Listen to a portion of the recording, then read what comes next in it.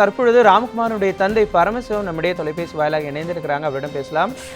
ஐயா வணக்கம். தற்பொழுது உங்களுடைய மகன் தற்கொலை செய்யப்பட்டிருப்பதாக போலீசாருடைய தரப்புல தகவல் சொல்லப்பட்டிருக்கிறது. ஆனால் இன்னும் அது முடிவாகவில்லை. உங்களுக்கு நீங்கள் இதற்கு முன்னதாக எப்பொழுது உங்களுடைய மகனிடம் பேசினீர்கள்? அவருடைய மனநிலை அப்பொழுது என்னவாக இருந்தது?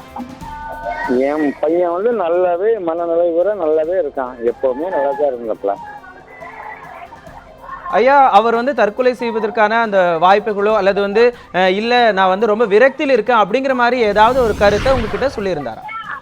இல்ல அவன்கிட்ட எந்த இதுவுமே கிடையாது. அவன் தப்பு பண்ணா தான் அவன் தற்கொலை பண்ண முடியும். ஐயா, நீங்க ராம்குமார் புழல் சிறையில் இருக்கும் பொழுது அவரை சந்தித்து பேசினீர்களா? அவருக்கு எப்படி பேசினாங்க? எப்பொழுதும் போல பேசினாங்களா இல்ல ஏதாவது வித்தியாசமான முறையில பேசினாப்புல? அதே சூப்பரண்ட் இருந்தாப்புல, எல்லாரும் இருந்தாப்புல. நாங்க கேட்கல. அவன் எங்களுக்கு இதுக்கு சம்பந்தமே இல்லைன்னு தான் சொல்லிக்கிட்டு இருக்கான்.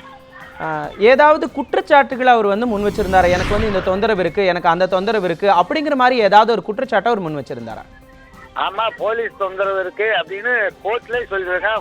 இந்த நம்ம என்ன எழும்பூர் நீதிமன்றத்திலே கோர்ட்லேயே கையெழுத்து வெள்ளை பேப்பர்ல 10 பேப்பர்ல வாங்கிட்டாங்க. ரெண்டாந்தரம் என்னோட கையெழுத்து கேட்டாங்க, நான் கொடுக்க முடியாது அப்படின்னு அதையும் இது பண்ணிட்டான். ஐயா, புழல் சிறையில் அடைக்கப்பட்டு இருந்த சொல்லுங்க ஐயா, சொல்லுங்க. கோவிநாத் இவர் முன்னால ஜட்ஜி முன்னாலாம் சொல்லியிருந்தான். ஐயா, புழல் சிறையில் அடைக்கப்பட்டிருந்த பொழுது ராம்குமாருக்கு ஏதாவது தொந்தரவுகளோ அல்லது அவர் நல்லா பார்த்துக்கிட்டாங்களா? அவருக்கு தேவையான வசதிகள் எல்லாம் செய்து கொடுக்கப்பட்டதா? அது எனக்கு தெரியாது ஐயா. இல்ல அது தொடர்பா நீங்க அவரை சந்திச்சு பேசின போது ஏதாவது சொல்லியிருந்தாரா? இல்ல எதுவுமே அவர் பேசலையா? அவர் பேசினாம்னா என்னன்னா, நமக்கு எதுக்கும் சம்மந்தமே இல்லப்பா, என்னை கொண்டாந்து இப்படி வச்சுக்கிட்டு என்னை தொந்தரவு போலீஸ் கொடுமைலாம் கொடுக்கு அப்படின்னு தான் சொன்னான். ஐயா, தற்பொழுது ராம்குமார் தற்கொலை செய்து கொண்டதா போலீசார் தரப்புல சொல்லியிருக்காங்க.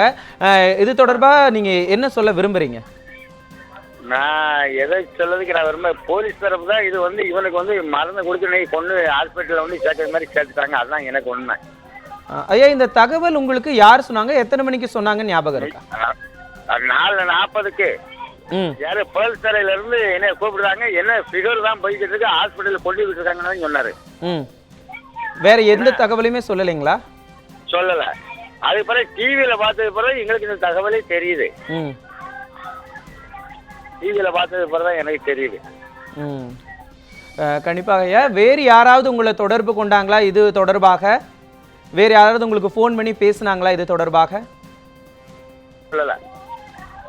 நிச்சயமாக ஐயா. தொலைபேசி வாயிலாக நியூஸ்7 தமிழுக்கு உங்களுடைய கருத்துக்களை பகிர்ந்து கொண்டதுக்கு மிக்க நன்றி. ராம்குமாரனுடைய தந்தை தொலைபேசி வாயிலாக நம்முடைய தொடர்பு கொண்டு பேசினாரு. அவர் சொல்லக்கூடிய பல விஷயங்கள் என்ன அப்படின்னா, அவர் புழல் சிறையில் ராம்குமாரை சென்று சந்தித்த பொழுது அவர் ராம்குமார் எப்பொழுதுமே ஒரு விரக்தியில் இல்லாமையும் தற்கொலைக்கு முயன்றதற்கான எந்த ஒரு முகாந்திரமும் இல்லாதது போல பேசினாரு அப்படிங்கிற ஒரு விஷயத்தை ராம்குமாரனுடைய தந்தை நம்முடைய தொலைபேசி வாயிலாக அளித்த பிரத்யேக பேட்டியில் தற்பொழுது பேசியிருந்தாரு.